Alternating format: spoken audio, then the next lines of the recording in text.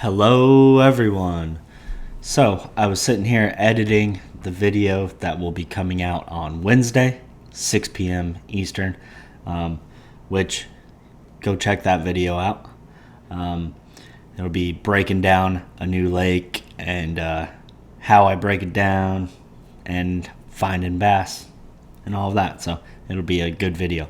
But I was sitting here doing that and thought I should do a review on the NPFL on Santee Cooper.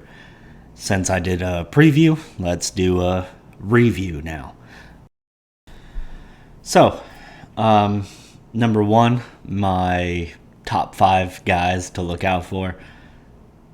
I was right on that. Let's see. Jason Christie, 1. Yep. Corey Casey, 2nd. Bill Lowen, 4th. Patrick Walters, 6th. Greg Hackney, 8th. So yeah, my 5 guys crushed it. I was pretty much right on that. As far as weights, pretty much I was right. I said it was going to be like right around 72 pounds. Second place was 73. Corey Casey with 73. But I did not factor in Jason Christie just blowing the field away by 9 pounds, 12 ounces with 82.12. So if it wasn't for him, I would have been right there. Pound ways, whatever that means. But you know what I'm saying. But yeah, Jason Christie won the tournament pretty much throwing that covert spinnerbait in an area that I like on Santee Cooper. I have fished it a couple times, and it's a really cool spot. And if you haven't watched my video from a couple weeks ago where I gave a full breakdown review on that covert spinnerbait, you need to go check that out. But he was throwing that a bunch. That's what he caught a lot of fish on. So that was pretty cool. As far as a review too, the live stream on National Professional Fishing League's website and YouTube, I tried both too. It sucked. It was terrible, and that sucks for them. It was really, really bad. You couldn't really watch anything. Barely saw any fish catches, and I left it on both days, Saturday and Sunday, the whole time, and it was not good.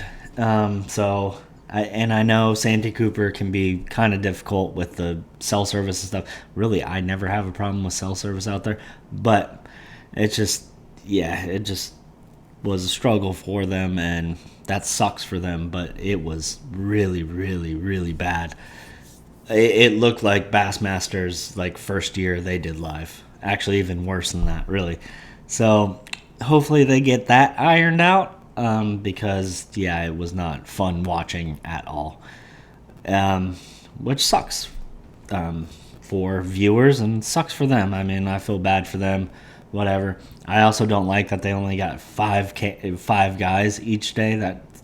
That sucks too. So I mean, over the years I've watched some of their tournaments. I haven't watched all of them, but I watched at least a couple every year. This is their 5th year now, and yeah, their live coverage is pretty bad most of the time. I hope they get it figured out because they're gonna have more eyes on them this year, and I really think they did this first tournament, and they probably lost a lot of viewers because it was not good. Also, watching the weigh-in sucks.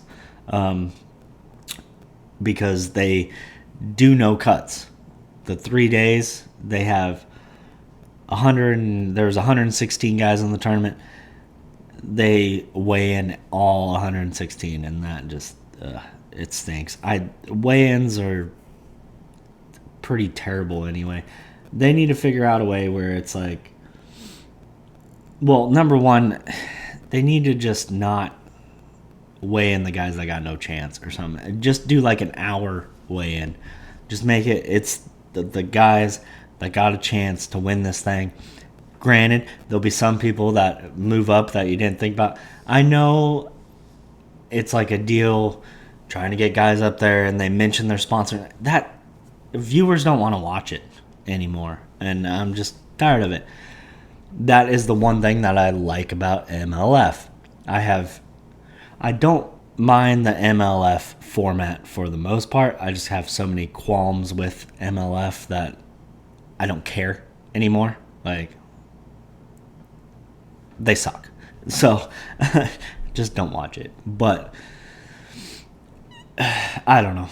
Either that or every, like, Bassmaster, NPFL, anyone that's doing a 5-fish format needs to go into the, like, Texas Big Bass Classic or whatever they call it now. I mean, I watch it every year about the Toyota Texas Classic or whatever. Their Texas tournament that they do every year, that's in part with the Texas Parks and Wildlife, whatever.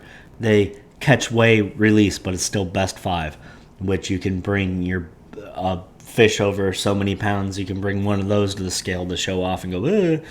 They should do that for 5-fish tournaments anyway. The weigh-in is just crap. It really is. I'm sick of it, and especially like the Classic. I love the Classic weigh-in, but even that is too long. Like it takes too long now, and it sucks. And especially when you're doing 116 guys all 3 days, like that is the great thing about cuts. Like that last day, you watch the weigh-in, like a Bassmasters, it's only 10 guys, so you know. But anyway, also another thing. So Skeeter Crosby was disqualified midday yesterday, the last day of the tournament, for talking to a camera boat that was on Buck Mallory. I don't know either of those guys. Sorry to those guys. Buck Mallory actually seemed pretty cool. His camera, like on his boat, was working pretty good the 2 days. Not really. It worked 50% of the time. But when he was actually on camera and talked and stuff, he seemed like a really good guy, and he was giving up some juice to people. But anyway, Skeeter Crosby had a camera boat come in on him, and he asked about Buck Mallory, and he got disqualified for it. I mean, I get it, but at the same time, it's kind of stupid. They're roommates. They know each other. They were fishing in the same area like the first couple of days.